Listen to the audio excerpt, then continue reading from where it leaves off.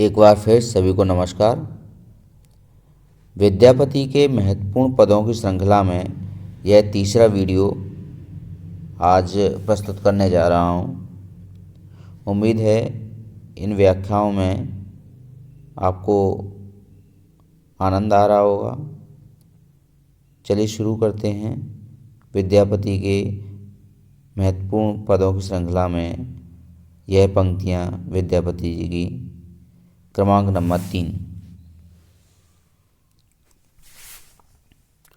तातल सेंकते वारि सिंधु सम सुत मित रमणि समाजे तोहे विसरे मन ताहे विसमर्पल अब मुंडई हव कौन काजे माधव हम परिणाम निराशा तुम्हि जग तारण दीन दयामय अतएव तोहर विश्वासा आद जन्म हम निंदे गमागम जरा शिशु कत दिन गेला निधुवने रमणी रस रग्न मातल मोहे भजब कौन बेला कत चतुरानन मरे मरे आजो न तो आए आदि अवसाना तोहि जन्म पुहिनी तोहि समावत सागर लहरी समाना भनई विद्यापति शेष अमन भय तुई बिनु गति नहीं आरा आदि अनादि नाथ कहा कोसे अवतारण भार तो हरा। यहाँ पर देखिए कुछ शब्दावली ऐसी है जो जिनका व्याख्या अगर देख लें तो सही रहेगा। अगर मैं थोड़ा सा इसको हाईलाइट करूँ तो सबसे पहले हम यहाँ देखते हैं तातल। तातल का मतलब है तप्त हो, यानी कि जो गर्म है। हाँ, गर्म या तप्त यह सही शब्द होगा। सेंकते, सेंकते में मतलब हुआ जो सेकना, यानी कि जिस तरह से बालू के ढेर पर सेक रहे होते हैं, गर्म कर रहे होते हैं, वह है सेकना। ये सेक, तातल सेकते। वारि सिंधु सम, यहाँ वारी का अर्थ जल से है और सिंधु सम वारी बिंदु। वारी बिंदु का मतलब हुआ कि जो पानी की जो बूंदें, पानी की बूंदों के समान, यहाँ सम लगा हुआ है ना, समान। सुत मित, सुत का अर्थ यहाँ पर हुआ पुत्र और मित्र का यानी मित्र। रमणी समाज यानी कि स्त्री समाज, यानी कि स्त्रियों का समूह। तोहि बिसरे मन ताहि समर्पण, तोहि समर्पण यानी कि तुम्हें ही समर्पित। बिसरी मन तहि बिसरी यानी कि भूल कर, और ताहि यानी कि उन्हें।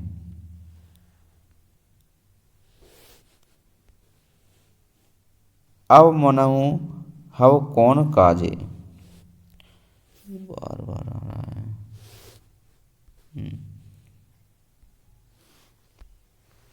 चलिए अब सीधे इसका अर्थ कर लेते हैं।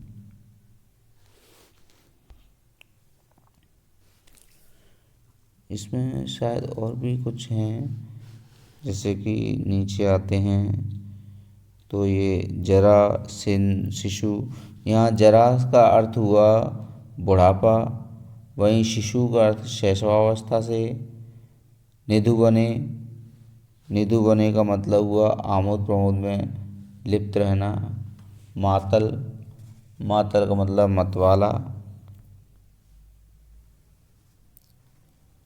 चतुरानन, यहाँ चतुरानन, कत चतुरानन, जो चतुरानन है यह बहुब्रीहि समास का एक अच्छा उदाहरण भी है। चतुरानन का मतलब हुआ चार हैं जिसके आनन, अर्थात ब्रह्मा। ब्रह्मा को यहाँ चतुरानन कहा गया है।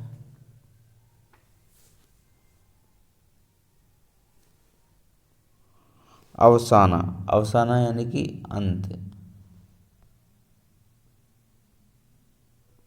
बाकी आदि आप जानते ही हैं, भूल कारण, और अनादि यानी कि परमेश्वर, जिसका कोई आदि ना अंत हो, है ना। चलिए अब इसकी व्याख्या कर लेते हैं।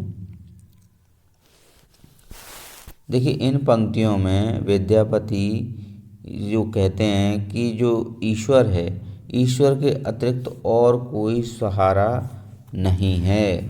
अब वे अपने इन पंक्तियों में किस तरह से इसे दर्शा रहे हैं, देखिए कहते हैं कि तातल सेकते वारि बिंदु सम सुत मित रमणि समाजे तोहि विसरे मन ताहि समर्पण मन मणु हव कौन काजे।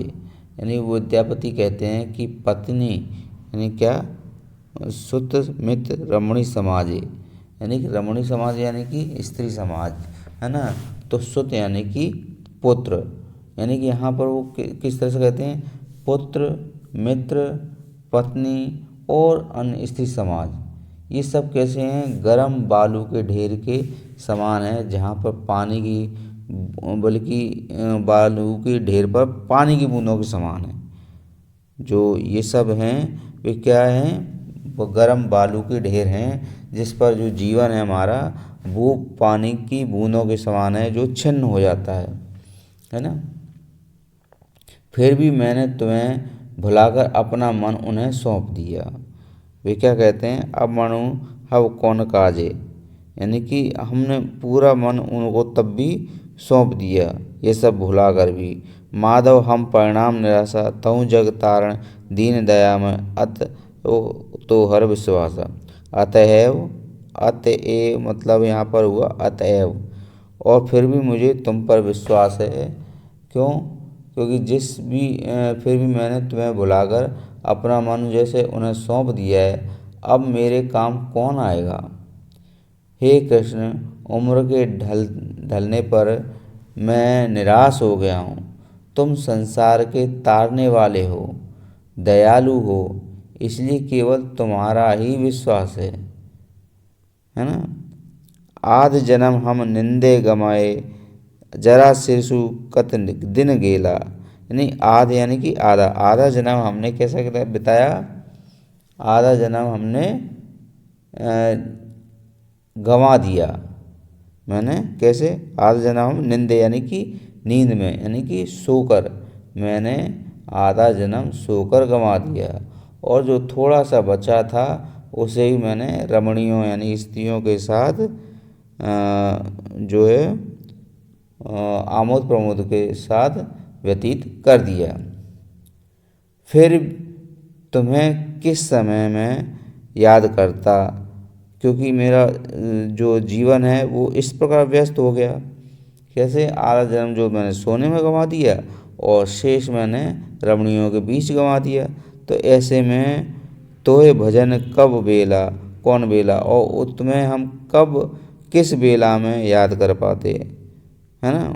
कत चतुरानन मर मर जाओत ना तो आओ अवसाना, और जो ब्रह्मा है ना, कितने ही ब्रह्मा मर मर जाते हैं पर तुम्हारा कोई आदि और अंत नहीं है। यहाँ पर ब्रह्मा को क्षणिक बताया उन्होंने कि कितने ब्रह्मा मर मर जाएंगे पर तुम्हारा कोई आदि अंत नहीं होगा। समुद्र की लहर के समान तुम ही से पैदा होकर और तुम ही में खो जाएंगे। सागर लहर समाना तो ही जन्म पूरी तो ही सजावत, सागर लहर समाना, ये तुम ही से जन्म लेंगे और पुनः तुम ही में समा जाएंगे। सागर की लहर के समान, वही सागर की लहरें क्या हैं, वही सबसे पहले भाप बनेंगी, भाप बन के ऊपर आकाश में जाएंगी, बादल बनेंगे, बादल बन के पुनः बरस जाएंगे, यानी सागर से उठी और सागर में ही पुनः आ गई। तो यहाँ पर भी जो विद्यापति जी वो क्या कहते हैं कि हम सभी या संसार में जो लोग हैं वे कैसे हों कि तुम में ही जन्म लेंगे और वापस तुम में ही समा जाएंगे, जैसे सागर की लहरें होती हैं वैसे ही। भनई विद्यापति शेष समन भय तुय बिन गति नहीं आ रहा, आदि अनादि नाथ कहा उस अवतारण भोर तुहारा। तो यहाँ पर देखिए विद्यापति आगे क्या कहते हैं कि अंत समय में जब यम का भय होता है ना, वनय विद्यापति शेष समन भय, यानी तुय बिन गति नहीं आ रहा, जब भय होता है शेष का शमन का, यानी कि मृत्यु का जब भय होता है तब तुम्हारे अलावा किसी और का सहारा नहीं होता। तो हे कृष्ण, तुम सृष्टि के अधीश्वर हो, तुम आदि पूरी सृष्टि के तारणहार हो।